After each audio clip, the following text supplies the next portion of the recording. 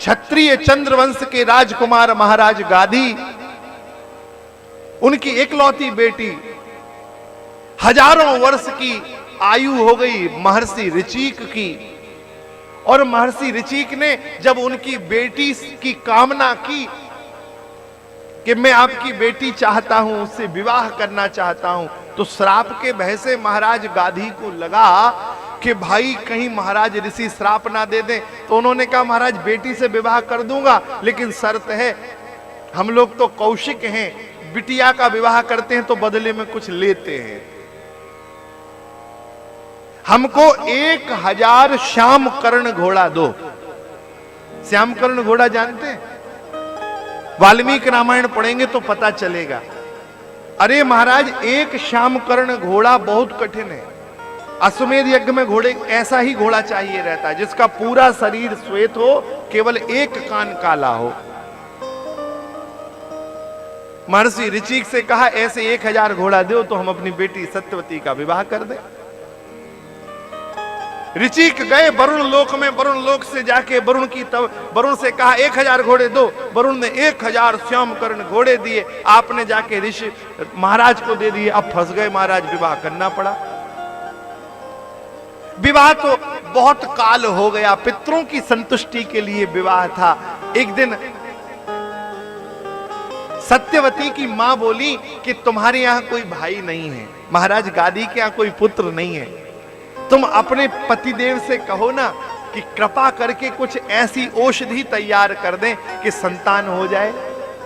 तो भगवती सत्यवती ने कहा महाराज, एक स्त्री की पूर्णता मां बनने में है, और मैं आप जैसे तपस्वी ऋषि की पत्नी हूं, फिर भी संतान नहीं है, और मेरा कोई भाई भी नहीं है।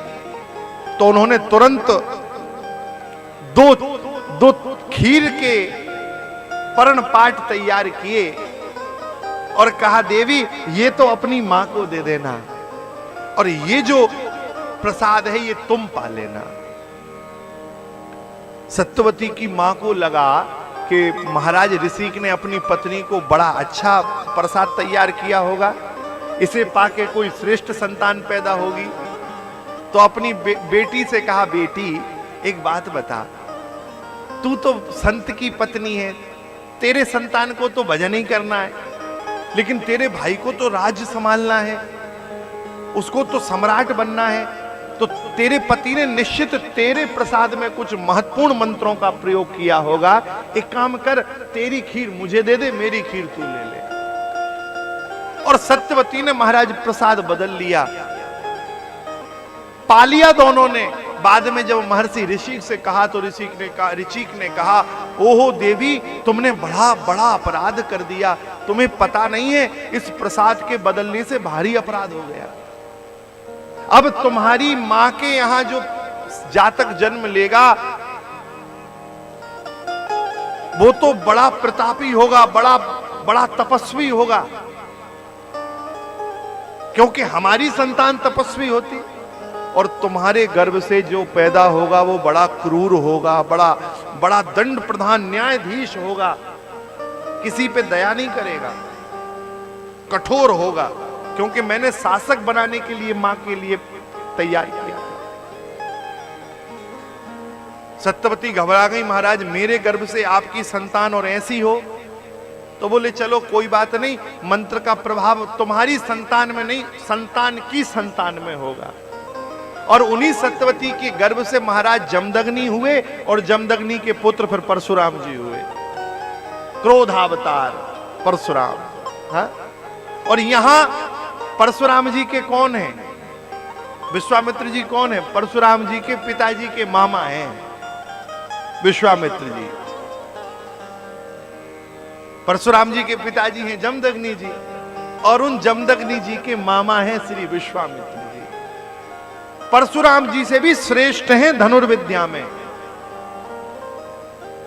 श्री वशिष्ठ जी कह रहे हैं राजन, ये वही विश्वामित्र हैं, जब क्षत्रिय थे तो इतना इनका बल था, मेरे आश्रम आए थे, मैंने नंदिनी के बल से इनके 60,000 सैनिकों की सेवा की, उस सेवा से ये खुश हो गए।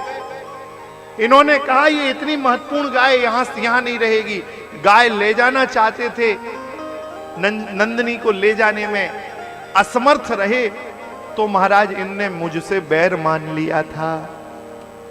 और राजन, ये वही विश्वामित्र हैं जब त्रिशंकु का जो यज्ञ था, हाँ?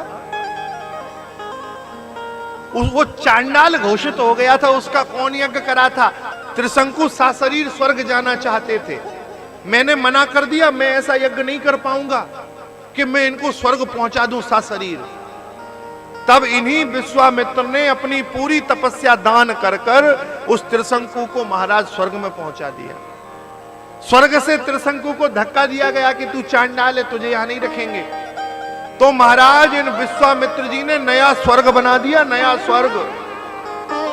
और इतना क्रोध आया इन विश्वामित्र जी को कि इन्होंने ब्रह्मा जी से कहा कि अब तुम्हारी सृष्टि तुम्हें मुबारक, अब तो हम नई सृष्टि बनाएंगे। ये दूसरे ब्रह्मा बन रहे थे महाराज, इतने प्रतापी हैं।